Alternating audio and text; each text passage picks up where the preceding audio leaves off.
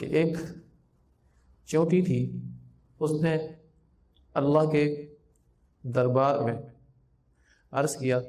کہ اللہ میں آپ کے حرم تک نہیں پہنچ سکتی، میرے پاس برے پرواز نہیں ہے، حرم تک نہیں جا سکتی، تو کوئی بندوبست حرم تک جانے کا کر دیجیے، میری فریاد ہے، میں آپ کے حرم کی زیارت کرنا چاہتی ہوں، آپ کے حرم کا چکر لگانا چاہتی ہوں، آپ کے حرم میں وقت گزارنا چاہتی ہوں، میری اس فریاد کو قبول فرمائیے۔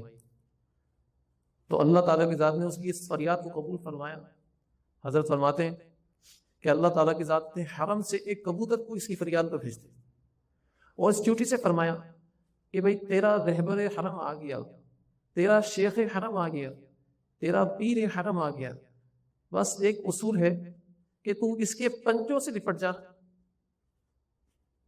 اور نیچے مڑ کر نہیں دیکھنا، اگر تو نے نیچے دیکھا تو ڈر کے مارے، دہشت کے مارے تو یہ اوپر اٹھا ہوگا، تو یہ نیچے نہ گر، بس تیرا کام اس سے چپک جا۔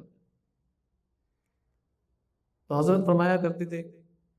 کہ اس چیونٹی نے پیچھے مڑ کر، نیچے مڑ کر بھی نہیں دیکھا، اور وہ اس کبوتر کے ساتھ چمٹ گئی، اس کے پیروں کے ساتھ چمٹ گئی، اللہ تعالیٰ کی ذات نے اس کو حرم تک پہنچا دیا۔ اسی طریقے سے حضرت فرمایا کرتے تھے کہ ایک مرید اپنے شیخ کے پیروں کے ساتھ چمٹ جائے، کیونکہ اس کو بھی اللہ تعالیٰ کی ذات نے حرم سے بھیجا ہے، اور اللہ تعالیٰ کی ذات کا جو حرم ہے وہ عرش اعظم ہے، اس کی روح وہاں سے آئی ہے، آپ کو وصول کرنے کے لیے آئی ہے، اللہ تعالیٰ کی ذات سے ملانے کے لیے آئی ہے، آپ اس کے پیروں سے چمٹ جاؤ اور نیچے مڑ کر بھی نہ دیکھو، یقین کرو، جیسے ہی نیچے مڑ کر دیکھو گے آپ کے بھی قدم اکھڑ جائیں گے، آپ نیچے گر جاؤ گے۔ چکر آتے نا اوپر جب جاتا ہے بندہ، آتا ہی نہیں آتے چکر، جتنی بھی اونچائیوں پر جاتا ہے، نیچے کا بندہ ہے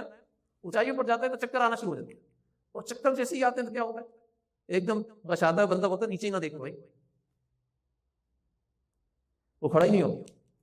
ایسے ہی اللہ تعالیٰ فرما رہے، حضرت فرما رہے کہ بھائی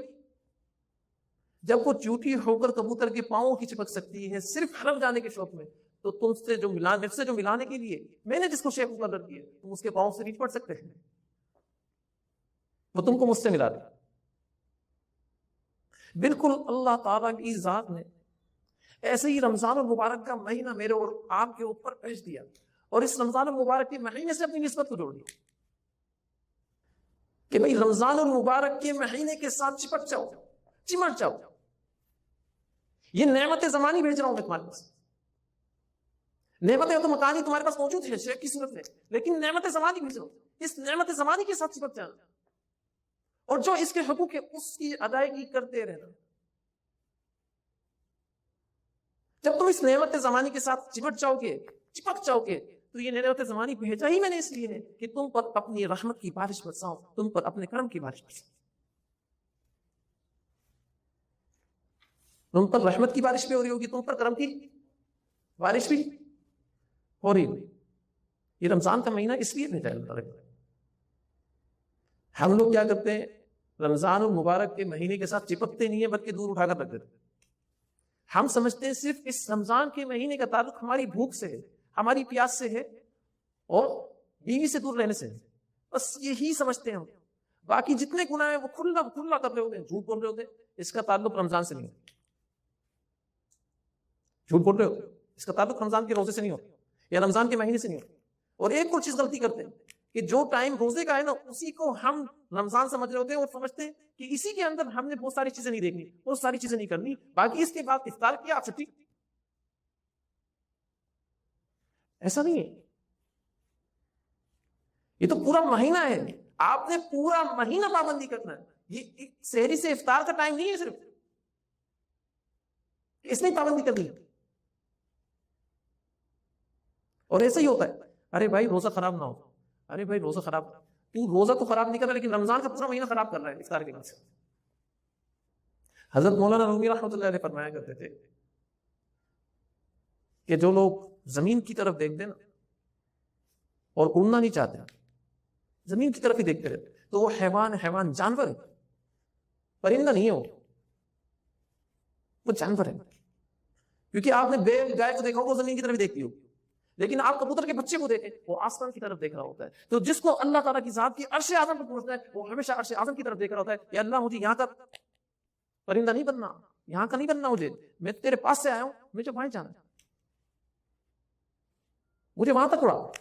تو جب اس کی نگاہ آسمان پر ہوتی ہے تو اللہ اس کی نگاہ کو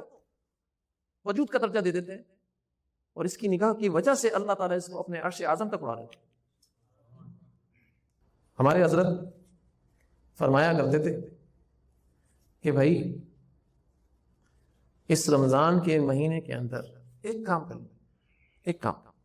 کثرت اعمال تو بہت سارے لوگ کر رہے ہوتے ہیں، تو ایک کام کر لو، گناہ چھوڑنا شروع کر دو، گناہ چھوڑنا شروع۔ یہ کثرت اعمال تو ہم کرتے ہیں نا، تلاوت کرنا شروع کر دیتے، تلاوتیں کر رہے ہیں، ساری چیزیں کر رہے ہیں، نافلے پڑھ رہے ہیں، اور بہت سارے درود